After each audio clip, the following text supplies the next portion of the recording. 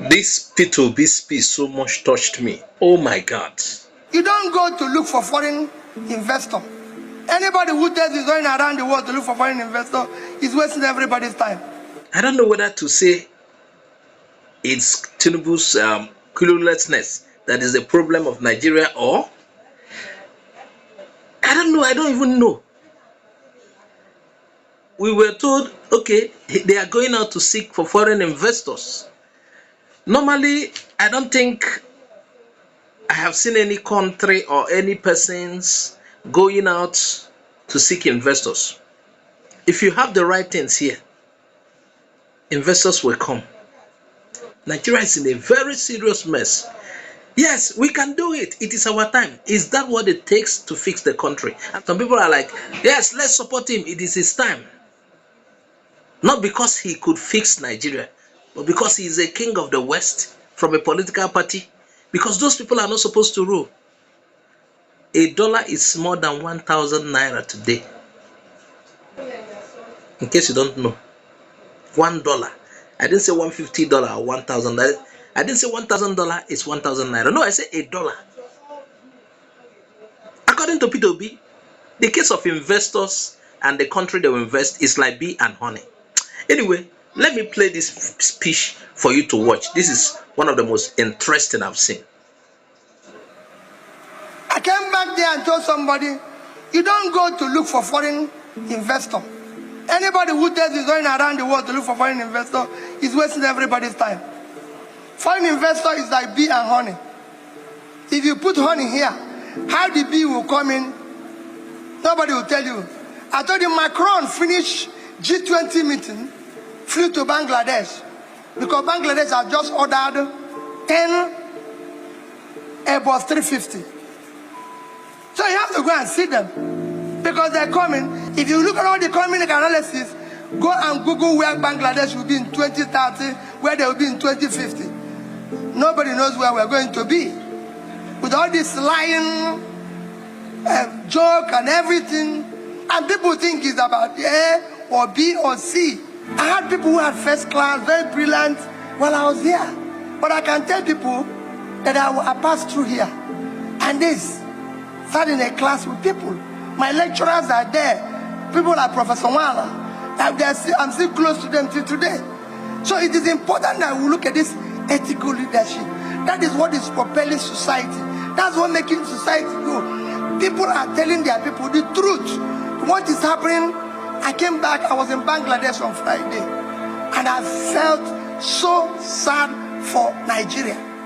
It's a country I visited in 2007, 2009, 2015, and going back there in 2003, I was in pain. In pain. Because it's a country that has the same size as ours. They don't have oil. They are not exporting oil. They are not doing anything. They are just trying to do the right things by having the ethical leadership Ben preached today. Just to not to go back to those years I'm telling you, but just by 2009 when I visited there for the first time, Bangladesh had a per capita of $688. Call it $700. Nigeria was 2,000, almost 2,000 plus. By 2015, they were about 1,300. We were 2,600 and something, almost 2007. Today, Bangladesh per capita is 2007. We are 2,100.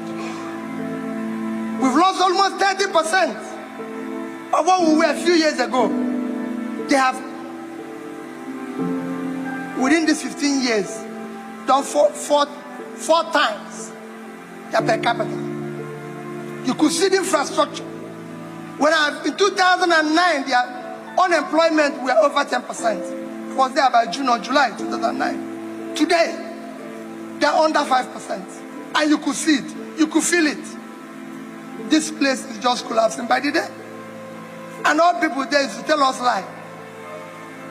I came back there and told somebody, you don't go to look for foreign investor. Anybody who tells you is going around the world to look for foreign investor is wasting everybody's time. Foreign investor is like bee and honey. If you put honey here, how the bee will come in, nobody will tell you. I told you Macron finished G20 meeting, flew to Bangladesh, because Bangladesh has just ordered 10 Airbus 350. So you have to go and see them, because they're coming. If you look at all the economic analysis, go and Google where Bangladesh will be in 2030, where they will be in 2050. Nobody knows where we're going to be. With all this lying joke and everything, and people think it's about A or B or C. No. A deputy governor was just asked, you didn't go to school. He said, it doesn't matter. But you feel it. You were the one who said, I went to this school. Nobody forced you. If you know it doesn't matter, you would have said, I didn't go to school. So we imagine your ingenuity as somebody who didn't go to school and was able to come up to this. But don't say things. We have now reached a country where, like Ben said, where people say something and do something else. I asked a woman to queue. He told me, whenever I queue, I don't get anything. This happened to me last year. So whenever I queue, I don't get anything. And after the tribunal decided our case, I called the woman and said, I'm sorry. Whenever I queue, I don't get anything. Because we had somebody going around the world saying this is how he's going to conduct the election. Everywhere he goes, he said, it was the night that I heard what was called real time. Suddenly, he said, no, he can do it anyhow. Why didn't you tell us it's anyhow? So that we can behave anyhow when we are voting as well. That is your country. That is what Ben is preaching today. And unless we do that, it will not work. Unless we do that, it will not work. We all pass through here. This university. Look at what we're teaching people. Whenever I come into this hall, I feel a pain of loss. And I'm sure VC will be feeling it. This is our refectory. I protested in this refectory when they reduced our meat from 3 to 2. Meat. Oh, today, if you see food, then you won lottery. Meat, they reduce meat, not food, in this refectory. Because all I need to do is to come back to university, go and buy my meal coupon and keep it. And I'm sure, every time I come here, I eat what I want. Everybody's happy. The same school today have completely collapsed. The children don't know what's happening. They don't know anything about school. Nobody cares. VC, thank you for what your team are doing. At least there's still something anybody can look at here. I've been to other universities and I can tell you it's a total mess. The money we gave INEC to tell us that they can do whatever they like. If we gave it to Nigerian universities, they would have done what we wanted them to do. They wouldn't do whatever they like without the money. But we gave them 400-something billion naira to do whatever they like, only in Nigeria. You give money, people, that amount of money. As at that time, $1 billion to do whatever they like. And that is your country. If $1 billion were given to Nigerian universities, imagine if they have given Vice Chancellor Igwe 50 billion naira.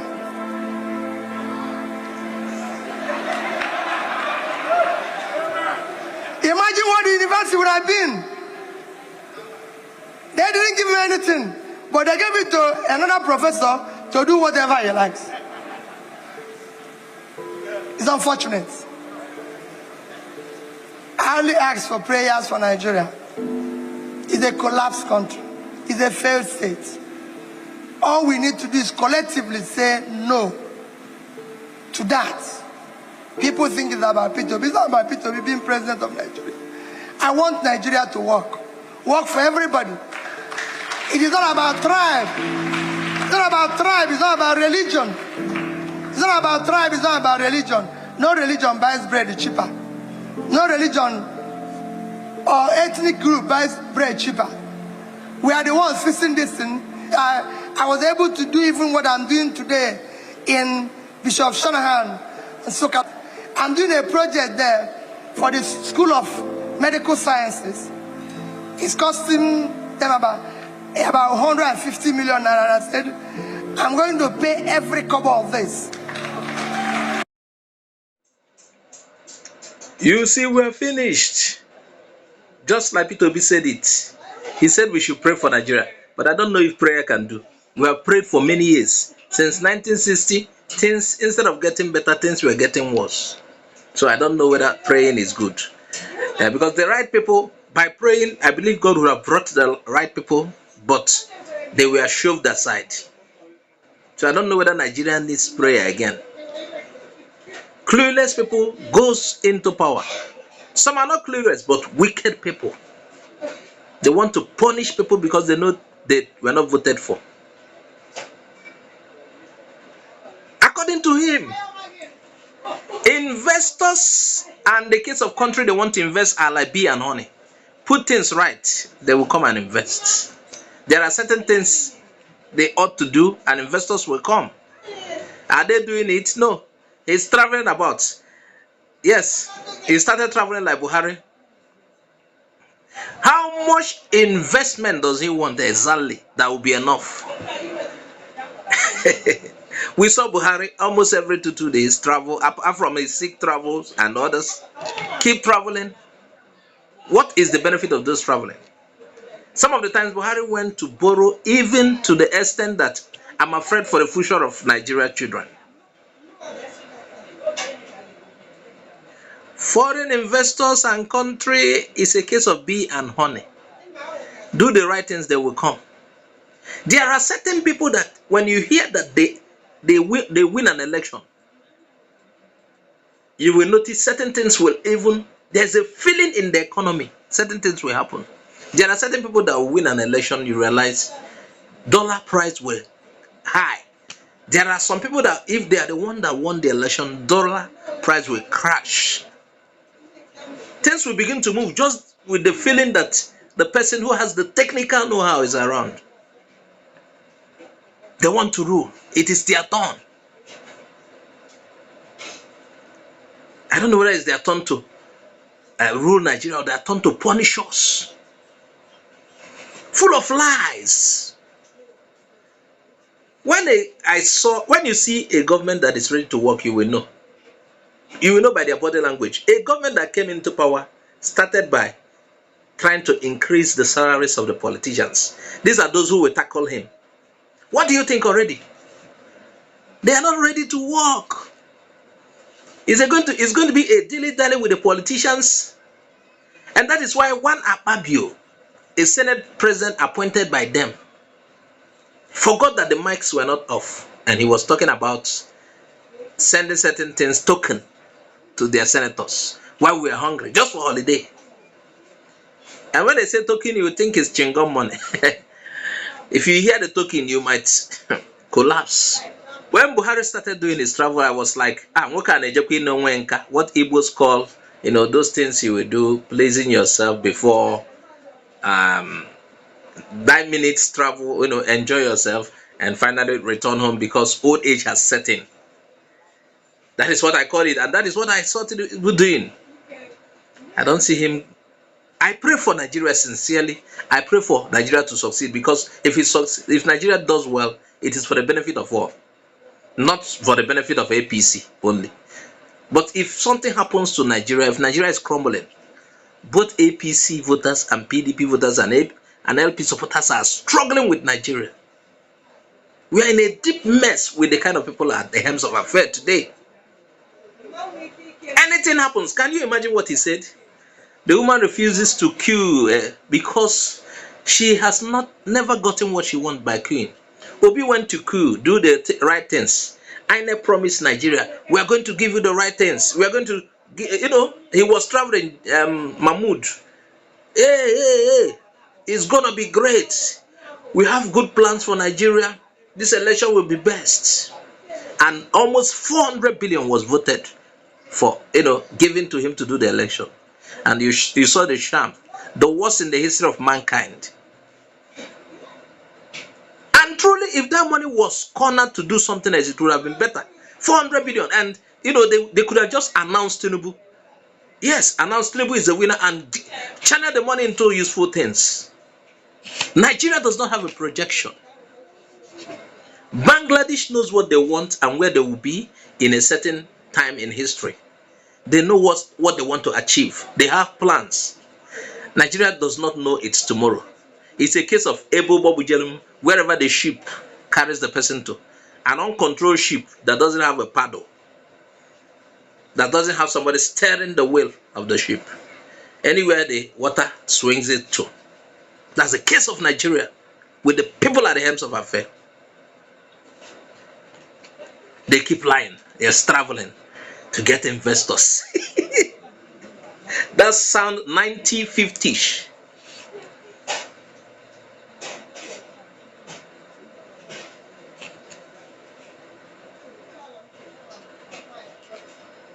Anyway,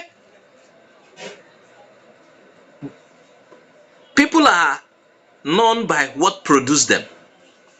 Yes. See the kind of election that produced them. And you expect them to come and make things right. That illustration about Bangladesh, oh my God. And quickly, a superpower went to meet with Bangladesh to liaise with them. What does the future hold for Nigeria? What plans does Nigeria have? The other time, Okonjo was like, let's save for the rainy times. Let's save. When there was a boom, a little boom in oil market. And when she said, no, release the money, they released the money. What happened?